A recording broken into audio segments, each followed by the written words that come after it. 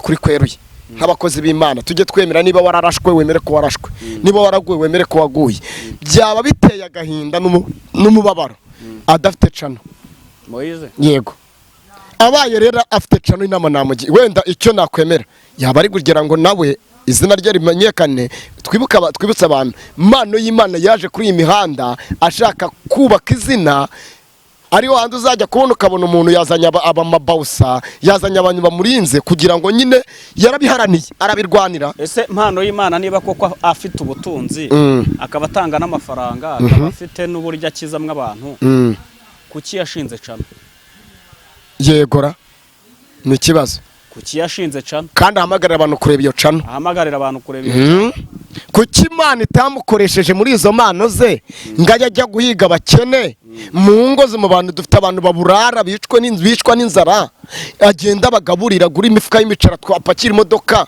nkuko tuzanimo bamwe babikoraga mu bihe bya covid barugamba bakagabura za Gisozi we ko cyatagenda ngagaburira abo bakene. Yesu aravuze ngo nuko ari abantu dushobora gukora ibintu twihimbaza ese bizageza ryari kwihimbaza.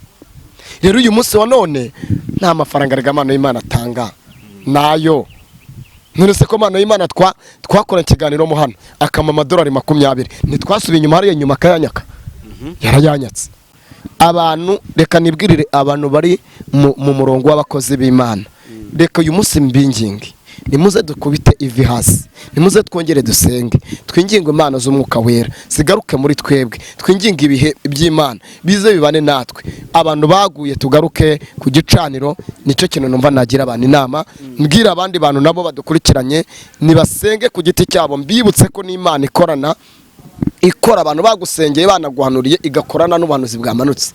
Abantu bisenga bameze nk'abagura amasengesho ahubwo abantu nibasenge ku giti cyabo bige gusenga. Imana niguza n'uwo mukozi Imana n'uwo muhanuzi ibyiza ariko usenge atameze nkaho umeze nk'uraguza cyangwa uhanuza ujya mu hanuzi umeze nk'uterekera cyangwa uraguza. Ariyo mpamvu uzahura n'izo mbaraga bacishije. Nibutsa abantu umukozi Imana by'ukuri urimo neza kwishyura inzu biri kumunanira kurya n'ingumi ariko ubu bavuye gucisha wavuye Tanzania na za Uganda akazana izo mbaraga aba mu nzu ya 400 afite V8 agendera kuko icyo gutegetse kubera uyikuyoborwa n'izo mbaraga gukontoroza uhita ugikurutira uburana.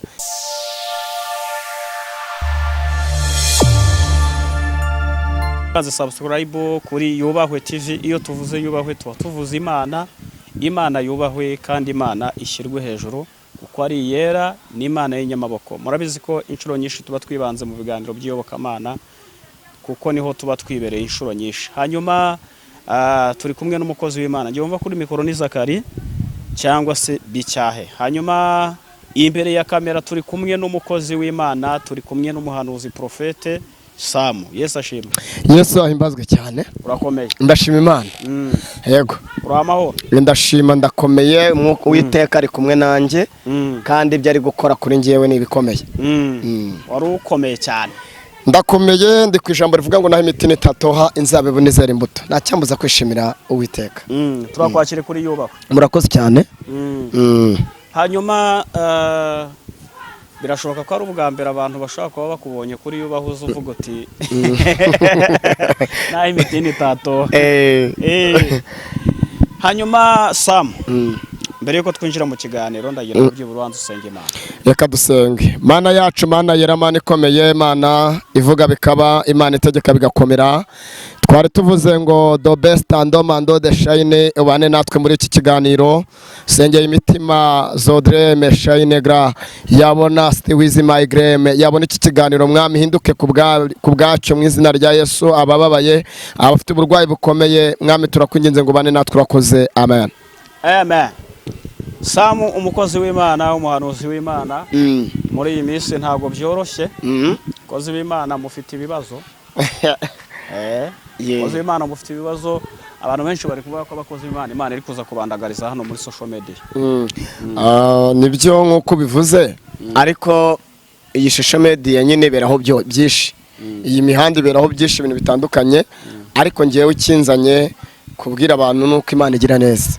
Uyu munsi wa none ngiyewe nago njya nkonta ku muntu ngo ngiye kusebya umuntu cyangwa ngiye kumuvuga ariko mu by'ukuri birakwiriye ko ubwo twakabwiye abantu ijambo ryururutse imitima tukagira abantu inama, abafite ishavu afite agahinda tukabwira ko Yesu agira neza. Gusa nyine niko biri nkuko bimbaje, ibintu biba biri kugenda bihindura isura, ariko ikiriho ni ukuvuga Imana neza. Nicyo kintu ngiye numva ngendereye, kuvuga Imana neza. Muri iyi minsi rero hari inkuru ziri gutrendinga cyane ku bakozi b'Imana, bagenda bagaragaza ko bagiye bakora amahano hanyuma bagakomeza bagakora n'umurimo w'Imana. ngira ngo hari inkuru imaze iminsi iri gucicikana ya Garase ndetse n'umukozi w'Imana wundi bakoranaga umurimo w'Imana witwaga Byiringiro Roche.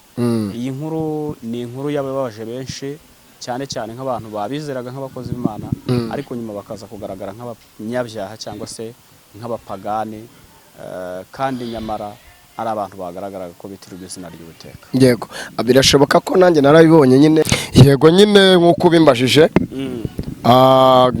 ku nkuru ya Garase cyangwa se mu bakozi b'Imana biravugwa. Ibi biriho bivugwa kandi akariho karavugwa, kandi akaje karemerwa. Yego, nibutse abantu rero yuko uyu munsi umuntu yakora icyaha, umuntu yananirwa, umuntu yasebya undi, umuntu yavuga ko na Yesu baramuvuze. Abantu bitinywa n'uruvugo, bitinya uruvugo, nibumve ko byose bishoboka kandi bibaho. Yari nibutse abantu rero yuko izo nkuru za Garase nko ziri kuvugwa, ntekereza ko ikintu kibabaje n'ukuntu bari gutana hanze. Ari abantu babanye, ari abantu basangiye, ari abantu bari akantu kamwe ko kandi badacurana, ariko uyu munsi bakaba bageze ku rwego rwo gusebanya. Ni umwuka mubi rero wamaze gutwinjirira abantu, nubwo ibi byaha byabaho cyangwa se ibintu biri gukorwa, ariko ntabwo bikwiriye ko ndetse n'uriya musore uriya mugabo wavuze ngo nyine ngo Garase ngakoresha imiti, simbizi impamvu yabizanye kuri kamera, kandi yari kujya guhiga Garase cyangwa se kanamubwira ati reka twihane cyangwa tujye guhiga umuntu dusengera tubashe kwihana, ariko nyine agahita abizana kuri kamera. Ntabwo mbyewe biriya bintu ntabwo mbyemera. Biriya byo kuba yaraje kumuta hanze amuvuga ko bakoranye ngingo kugira ngo bakore bitangaza n'ibiki. Biravugwa yuko uriya mutipe nawe Garase amumereye nabi, ngo ari gutuma abantu, nubwo Garase ataravuga, ariko biravugwa yuko Garase nawe ari gutuma Pastor Juste agakoresha Pastor Juste akajya kuvumbura ngo amabi Roger yakoze inyuma mbere yuko wenda bakorana n'umurimo, cyangwa se bari no gukorana umurimo. Ntabwo mbyumva ukuntu babikora muri ubwo buryo, kandi Garase nawe ubwe afite channel.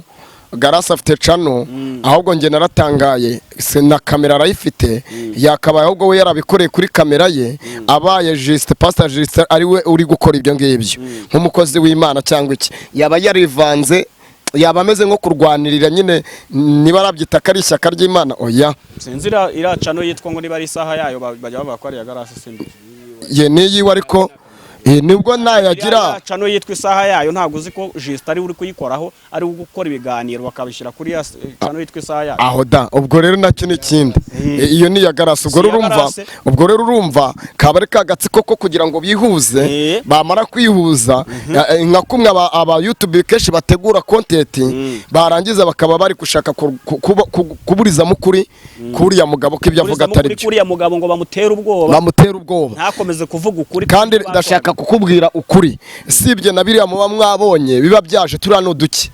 Buriya hari ibintu abantu baba barasangiye, barabanye mu itoro cyangwa baragendanye, buriya hari ibintu by'ibanga biba bitarashyirwa hanze. Buriya na Garase avuze akavuga by'uriya mugabo, cyangwa ari n'abenshi bazi ubuhamya bwabo, bashobora kuba baraza bose ukuri kose kukahita kujya kumugaragara. Wenda ugasanga hari ubonetse ati nababonye wenda n'urugero muri shambure runaka, basohotse ahantu runaka, ugasanga byose ibyo tutari tuzi ko bishobora kuba ari ukuri, ugasanga bibaye ari ukuri. Ariko rero Pastor Juste niba ari gukorana na Garase, ntabwo yamuvuga nabi, yakwemera banategura abantu bakaza. Nese n'abantu bategura ubuhamya, umuntu akaza akavuga ati wenda akakuvuga ati bicyaha yaneye inda, akaza akagushyiraho inda atari nawe wayimuteye. Rero uyu munsi wa none ibintu byose birategurwa. Ariko bigaragare yuko Garase na Juste bafite akantu k'agatsiko bari gukoreramo, ngo bavumbura amabi y'uriya muhungu, kubera ko uriya muhungu yamaze gushyira ukuri hanze ko ibyo bakoranaga we na Garase.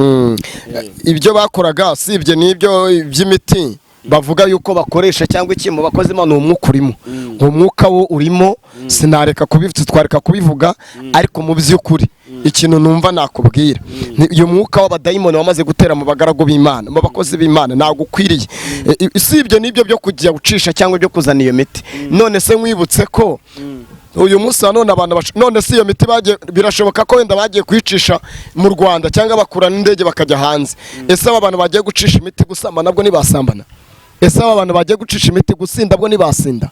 Uyu munsi none rero reka ahubwo baze batane hanze, ukuri ko ntabwo kurajya ku mugaragaro, ariko ibiriho byo biravugwa ariko Garasi aba yari kwifatanya na Pastor Juste. Ntabwo njyewe nabishyigikira. Ntabwo wabishyigikira umukozi w'Imana. Ntabwo nabishyigikira. Birashoboka yuko Pastor Juste ari kubaka Garasi. Kugira ngo uri mu mukozi mu murimo. Gusa nanone mu rundi ruhande nubwo Garasi bibaye ari byo yaza agasaba imbabazi abanyarwanda ndetse n'inshuti ze n'abantu b'abakunzi be, uyu munsi nanone ni burya nubwo Garasi yavugwa ariko hari abantu baba banamukunda by'ukuri batanamuvaho, niyo yaba ari umunyabinyoma, nubwo yaba ari umunyabyaha, ariko hari abantu baba barizigamiye Garasi n'ubundi bamukunda. Ariko uyu munsi nanone sizo nzira nge numva byagaciyemo, ahubwo Garasi yakaza akavuga ati, kandi Garasi si ikibazo cyo kuba yari kurongorana n'uriya mugabo muri zino saga ze zimaze imisi zitambutse, uriya benda kubana cyangwa se Ephraim, ntago ari ikibazo. Ahubwo kiriho nuko byagaragaye ko Garasi yabanye n'iki n'uriya bateretanye n'uriya mugabo afite abana cyangwa ataratandukana n'iki n'uwo mugore. Ariko kuba Garasi yari guteretwa agateretwa n'uriya mugabo, nende umugabo yarasenye ari ku ruhande na Garasi ari ku ruhande, bagahura bakihuza muri bya bikomere bose basenyemo, bari kubana nta muntu wari kubatera iki amabuye. Ariko nuko nyuma hagaragayemo ikintu cyitwa ngo anyibye umugabo, undi nawe anyibye umugore, mu yandi magambo abantu bose bagasubiranamo. Ariho nagiye numva bikeje Garasi abwira umugore aterega shyira agapira hasi usenge utuze, nanjye naratuje, mufitiye n'umwana, ubwo se urashya warura iki? Mu yandi magambo rero, iyo umuntu acanye umuriro arareka akawota cyangwa bakamwota. Hari ikintu cyitwa kwicanira umuriro. Pawulo biravuga ngo nuko bene igihugu bamucanira iki? Umuriro. Niba Garasi aticaniye umuriro barawumucaniye. Niba aticaniye umuriro barawicaniye. Kandi bicyaye mwibutse ko wakwemeza abantu ariko Imana nta muntu ugiye yemeza. Iwakwemeza abantu ukabahinja ariko ukabacacarika, ariko Imana nta muntu ugiye yibeshya. Imana ntawe yibeshya. Ikiriho gikomeye si uko Garasi yakora amabi cyangwa akora ibyaha, ahubwo yaciye bugufi mu gihe cyagaragaye. None se nabo tuzi muri iki gihugu cyacu cy'u Rwanda bamwe bemera ibyaha, n'abakoje amajenoside n'ibindi bakababarirwa. Perezida wacu akajya muri gereza gutanga imbabazi abantu bagataha. Ibyo ntitubizi se? None se iyo umuntu yihannye nyuma hari urubanza rubaho?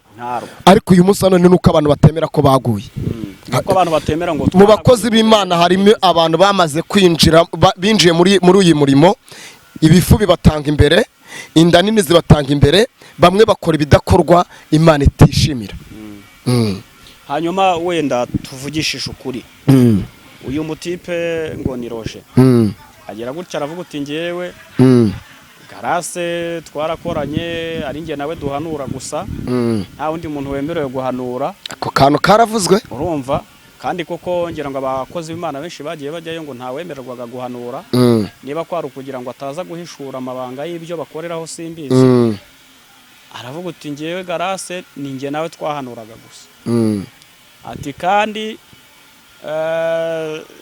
nari mfite ibuye navunguragaho.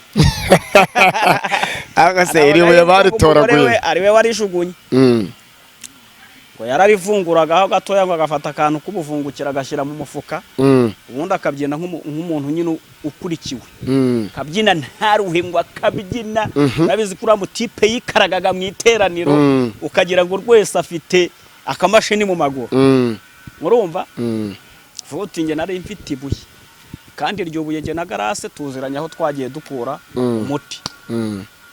Mu by'ukuri uyu muhungu tuvuge ko ari agatwika ashaka cyangwa arimo aravuga ukuri koko, wenda ikigaragara kumuhwinjarika, ikigaragara ngo areke kuvuga ukuri. Ngewe iyo mbitekereje, abantu nakubwenga abantu babanye bakorana amabi menshi, sibyo? Usibye n'ibyo by'imiti n'abantu bashaka kugendana bagasambana cyangwa bakaryamana. Ariko uyu munsi none iyo abantu bashwanye bamena umuceri, barawumena kubera ko babaziranye none se bica ubu umuntu yaza kukuvuga atakuzi ntibibaho ntago bibaho umunyarwanda yavuze ngo utakuzi nakubara. Wabonye inkuru y'uwitwa Mama Dada? Yego Mama Dada inkuru yo warayibonye. Mama Dada umugore witwa Ishimwe murumuna we wo kwa nyina wabo yaraje avuga amakuru yose kuko ngo babanye mu nzu imyaka myinshi akubita hasi.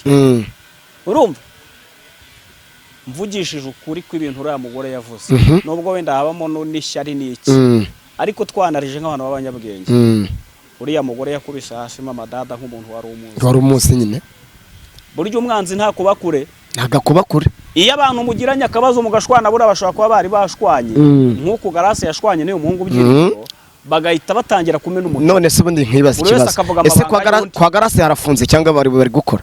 Simbizi. Uyu munsi wa none reka nibaze kuki imbere yose ubundi aya makuru batarashwana atigeze aza ko atavuzwe ahubwo kuri kugiye hanze kuko insengero zirabanye baranashwanye birashoboka ko ari ikintu runaka bagize bate bapfuye. Icyo bapfuye uribuka ko uyu muhungu yaje ku Ikaze TV Rwanda akaganira na Korode bamubaza uburyo Garase bamutereye ivi nk'umuntu wari uyoboye imihango niwe wari uyoboye yo gutererwa ivi niwe wari uyoboye imihango ya Mungu. Barabimubaza bamubaza ati se wari ubizi neza ko Efremu afite undi mugore n'abana?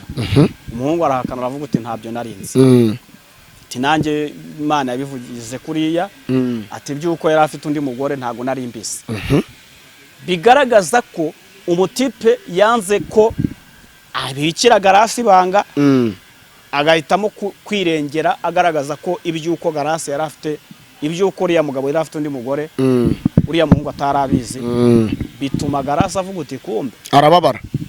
Garase barababaye abarababaye aravuga ati atangiye kundwanya. Umuhungu akora inkuru ahantu harenze hamwe kugeza n'ubwo Ikaze TV Rwanda yamusuye mu rugo iwe agatanga n'ubuhamya.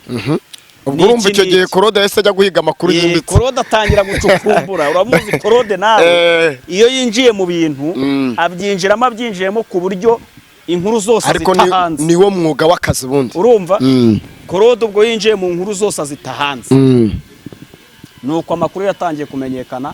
Garase arakaye ati Byiringiro nkavuga ukuntu ari indaya ariko akoresheje abandi bantu nkavuga ko ari indaya.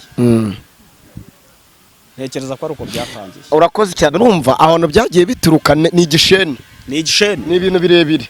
Hanyuma muri ibyo bintu rero birebire uyu munsi wa none ubwo nyine navuze ngo iyo umuntu yicaniye umuriro ubundi nibutse abantu badukurikiranye iyo urugamba rumanutse bicyahe uru rugamba rukamanuka ari Imana irumanuye irarukurwanirira paka rugeze ute rurangiye. Ariko iyo urwizaniye ururwana wenyine Imana yegamye sibyo. Uyu munsi wa none niba koko Garase iyi miti yarayikoresheje sibyo nahagarara urugamba rurwana kigabo Imana wamuzaho. Ariko nimba ari cyo gihe cyo kugira ngo Imana ite hanze Garase kuri ibi bintu nahagarara wote na utavugwa zirangire inyuma nimba ruhinduka zahinduka niba adahindutse yarimbuka.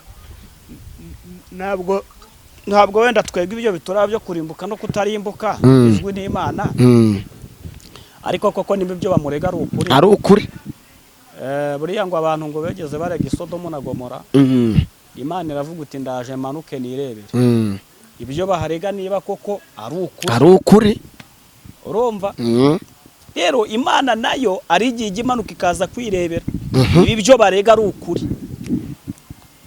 Birashoboka rero ko byaba ari ukuri cyangwa ari n'ibinyoma by'agatwiko ko muri social media. Yego Garase akabarengana cyangwa se kaba ibyo bamuvuga ari ukuri.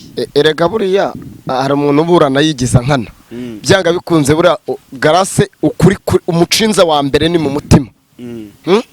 Niba koko urubaraga bari kuvuga ko Garase akoresha rwa power sibyo niba koko ruhari yego birashoboka ko igihe cy'izo mbaraga cyarangiye kuko imbaraga iyo kirangiye nyine utabwa hanze nibyo bihembo bya Satani.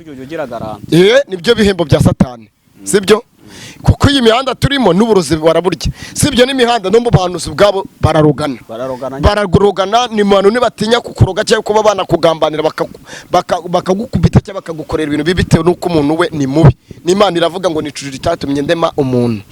Rero uyu munsi none bicyahe Bibiliya avuga ngo nuko mwiheshe agaciro nk'abantu bagabura iby'Imana. Ariko mu bakozi b'Imana kenshi dutakaje, nanjye ndavuga nishyiramo, abenshi dutakaje umuhamagaro, dutakaza indangagaciro z'umukozi w'Imana.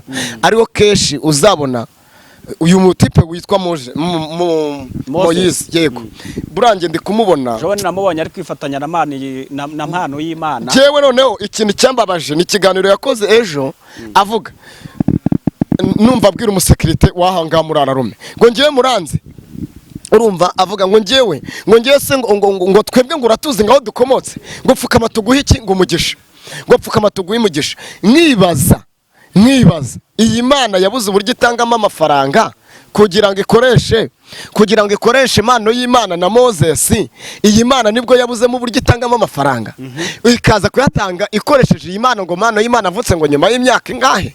Nago reka nkubwire, ngewe uyu mwuka wazamukiye muri Moses, uyu mwuka nkukubise hasi. Moses nawe nagaruke ku gifatiro yihane, yavugaga Imana neza, abwiriza ubutumwa, ariko yarinjiriwe n'abadayimoni. Uyu munsi none ari kwifatanya kwiba abanyarwanda, abana b'igihugu, ari kugambana, ari gufatanya ubusikama, kutuburira abantu na mpano y'Imana. Kandi yari wa muntu w'Imana uvuga ubutumwa bukiza imitima y'abantu. Ubu se iyi Mana yikamiye mu kitozi, yamutunze mu gihe cyatambutse, dusengana mu ishyamba Ishiro, ubu sarabyibagiwe, dusengana ibweramvura, ubu sarabyibagiwe. None ari kubwira abantu, avuga ngo nabonye umwe mu basekirite bakorera ngo twebwe uratuze, ngo reka se tugukorere ibitangaza birera Yevu. Oya, nabyo dufite abantu benshi impano y'Imana yibye, bana b'abakobwa bari kurira, umuntu akaguza amafaranga, impano y'Imana akayarya akayasangira n'izi nda zaba ngaba biyoberanya b'abakozi b'Imana bari kuza kubeshya. Ntago ari byo. ni ukuvuga ngo Moise arimo aragenda atakaza indangagaciro. Uriya hari ukuntu umuntu agira gutya akagwa, ariko hakaba igice kimwe gisigara cyo kubaha Imana, kuko buriya ubundi umuntu warundutse abasigaranye kudatinya Imana, babyita gutuka Imana, ukayituka ukayitokoza. Ariko burya ari n'ukuntu umuntu agwa agasigarana igice cyo kubaha Imana, agitinya ibyaha, akabona nubwo yaba yaraguye, ariko agasigarana igice cyo gutinya ibyaha. Ariko ubu tuvugana Moise cyangwa se Moses ageze ku rwego rwo kutagitinya ibyaha, ntabwo agitinya ibyaha, urumva abikora nkana, abikora ibyaha nkana, atari kwa kuntu umuntu avuga ngo ndi umunyantege. Ngewe ni inama imwe namugira, Moses iki kiganiro nakibona ndashaka kumugira inama. Mfite agahinda mu mutima, Moise abaye adafite cano, naba mfite agahinda gakomeye abaye adafite cano. None se twe yagiye abwiriza ku Memburo TV, murabyibuka, ku Manuro TV, hose tugenda tumubona atanga ubutumwa bw'ijambo ry'Imana. Uranyumva neza? Nagiye mubona cyane abwiriza cyane, kesha anasenya bamwe mu bakozi b'Imana. Ariko nkibaza ngiye ntabwo nashyari mufitiye, nta nubwo nje kumurwanya, ahubwo ndi kugira ngo tuvugishe ukuri kweruye nk'abakozi b'Imana. Tujye twemera, niba wararashwe wemere ko warashwe, niba waraguye wemere ko waguye. Byaba biteye agahinda n'umubabaro adafite cano Moise. Yego, abaye rero afite cano, inama namugira, wenda icyo nakwemera yaba ari kugira ngo nawe izina rye rimenyekane, twibutse abantu impano y'Imana yaje kuri iyi mihanda ashaka kubaka izina. Ariho handi uzajya kubona ukabona umuntu yazanye abamabausa, yazanye abantu bamurinze, kugira ngo nyine yarabiharaniye, arabirwanira. Ese impano y'Imana niba koko afite ubutunzi, akaba atanga n'amafaranga, akaba afite n'uburyo akizamwe abantu, kuki yashinze cano? Yegora ni ikibazo. Kuki yashinze cano kandi ahamagarira abantu kureba iyo cano? Ahamagarira abantu kureba iyo cano. Kuki Imana itamukoresheje muri izo mpano ze ngo ajya guhiga abakene mu ngo mu bantu? Dufite abantu baburara, bicwa n'inzara, agenda bagaburira, gura imifuka y'imicera, twapakira imodoka nkuko tuzanimo bamwe babikoraga mu bihe bya Covid, barugamba bakagabura za Gisozi. We ko cyatagenda ngagaburira abo bakene. Yesu aravuze ngo nuko ari abantu dushobora gukora ibintu twihimbaza. Ese bizageza ryari kwihimbaza? Rero uyu munsi wa none nta mafaranga impano y'Imana atanga nayo. None se ko impano y'Imana twakora ikiganiro mu hano akama amadolari 20, ntitwasubiye inyuma, hariya inyuma akayanyaka, yarayanyatse. Kandi wibuke abantu bakoranye n'amano y'Imana abenshi batangiranye bamuvuyeho, b'abanyamakuru bagize ubwoba babona ko bishaka kuzabatura muri risike basubira inyuma nawe baramuta baramureka imbaraga yaramaze kuzibona zo gufungura cano ahita yifungura cano yarikomeza arakora amafaranga yiba abantu yabasha kugura kamera umunwa arawufite nibutse abantu impano y'Imana yabaye mu rusengero uburyo bahanura n'uburyo basenga marabizi utazajya kubona ubone ngo gupfukama ngo usengere tekinike arazizi kandi burya umuhanga wo kwiba arategura yarateguye rero none uyu munsi none harimo bamwe mu bakozi b'Imana bari kwifatanya nawe mu bajura aba Moses ntakari byo ariko Moses ubwo nibigaragara yuko Imana ibimutwikuriye kuko cyane yabaga yabikoraga yihishe akabikorera n'ubundi mu kwitwa ko ari umukozi w'Imana cyangwa umuhanuzi ariko akaba yabikoraga yihishe nge nabwiye abantu ndababwira ngo ni igihe cyo kugira ngo Imana izishyire igitwikirizo cyari kiri ku bantu kibaveho ariko se ubundi umuntu aguye akaza akabyemera bitwaye iki cyangwa akerura nka Nohi